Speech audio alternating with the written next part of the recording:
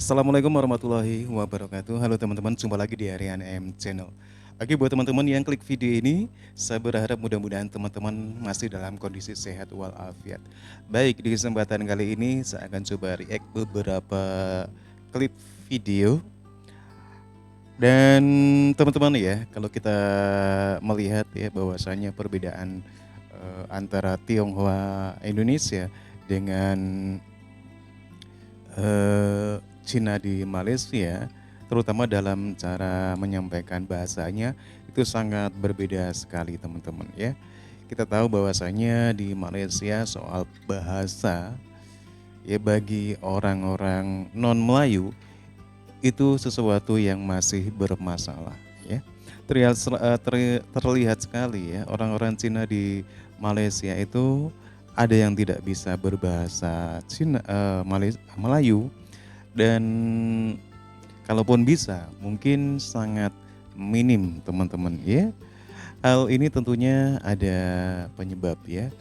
Eh, Seperti halnya sistem pendidikan di Malaysia vernakuler ataupun pendidikan sekolah kebangsaan ya, di mana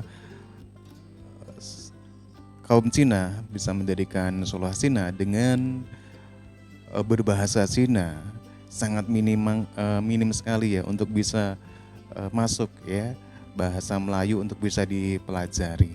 Dan ada yang lebih menarik lagi, ada satu video pernyataan dari Profesor Malaysia bagaimana menjelaskan Islam itu mendefinisikan Melayu ya, baik itu dari segi bahasa, adat, demikian teman-teman ya. Satu buat saya pribadi ya, satu yang aneh sekali ya.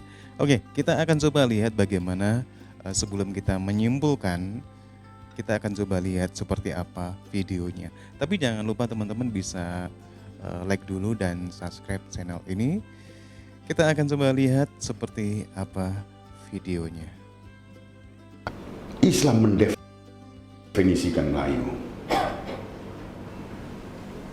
Melayu didefinisikan sebagai dari segi agamanya, bahasanya, dan adat resamnya. Dan semuanya itu adalah Islam. Itu tentang 4 pilar cinta, cinta orang tua, saudara, cinta kawan, dan cinta negara.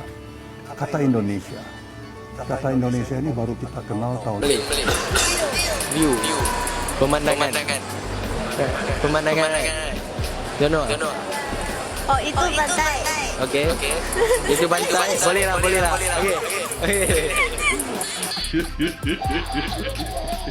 Sebenarnya dia silap sikit. Sebenarnya pemandangan di pantai itu sangat sedap. Oke. mau tumbang tanya. Asal mana?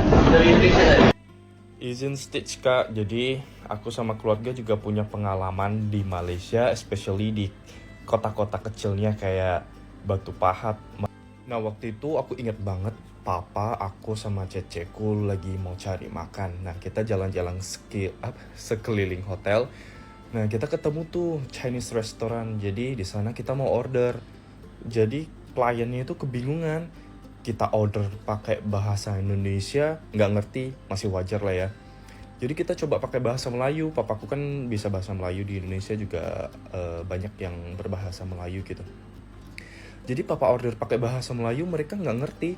Dan baru saya coba order pakai bahasa Inggris, mereka juga nggak ngerti. Jadi papa saya di sana malah heran gitu. Orang di sini maksudnya warga kenegaraannya Malaysia, kan bahasa kebangsaannya kan Melayu, jadi mereka itu nggak bisa sama sekali.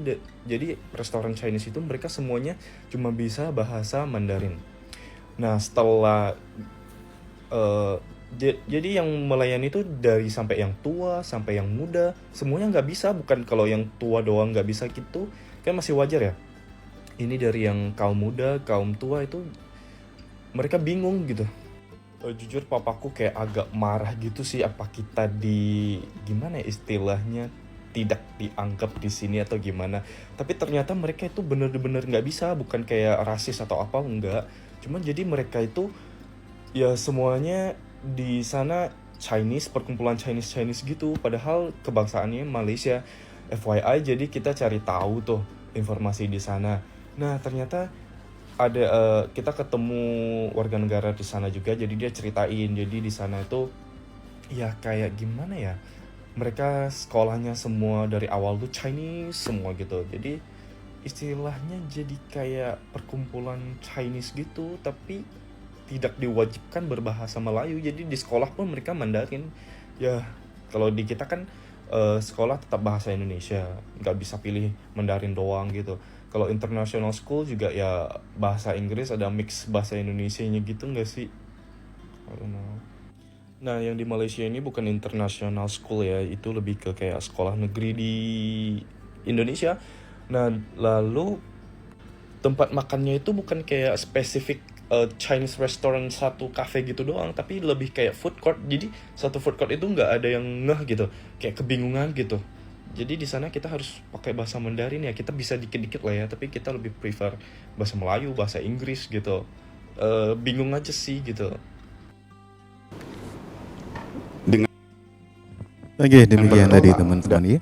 Sudah kita saksikan ada beberapa cuplikan video tentang fakta bagaimana orang-orang Cina yang notabene berstatus warga negara tidak bisa berbahasa Melayu.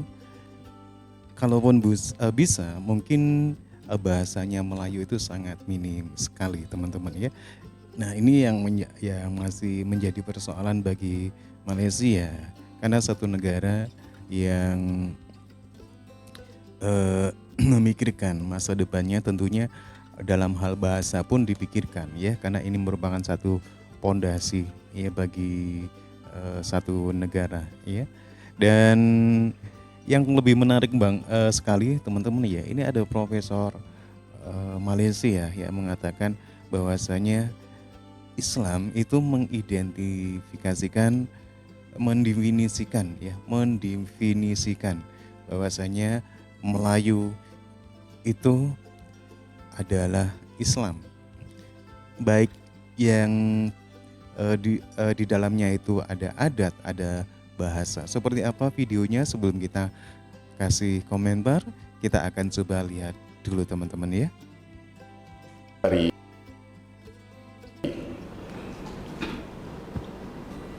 kekuatan Islam, ya, daya transformatif Islam yang telah merubah umat ini, sehingga disebut bahwa kedatangan Islam dan proses Islamisasi telah melahirkan apa yang dinamakan human transformation dan cultural reformation, ya, yang terbesar.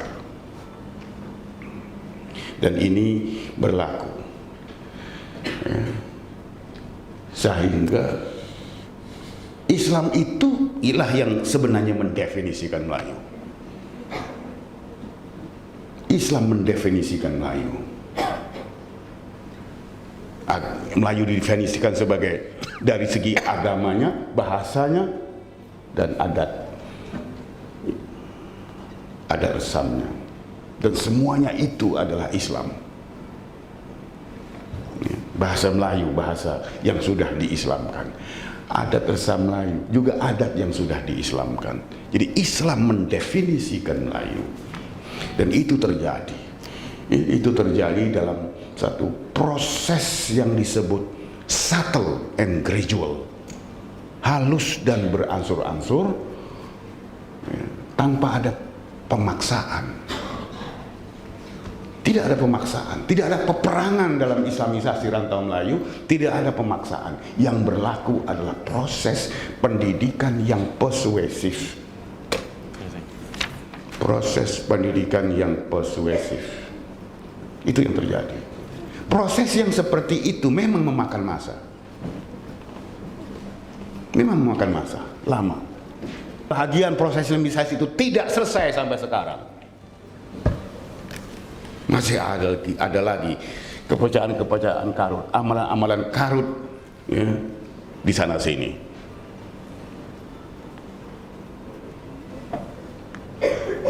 Dan sebabnya ialah karena proses Islamisasi yang subtle dan gradual itu kelihatannya menghadapi kendala-kendala tertentu pada satu zaman tertentu sehingga terabai dan tak selesai.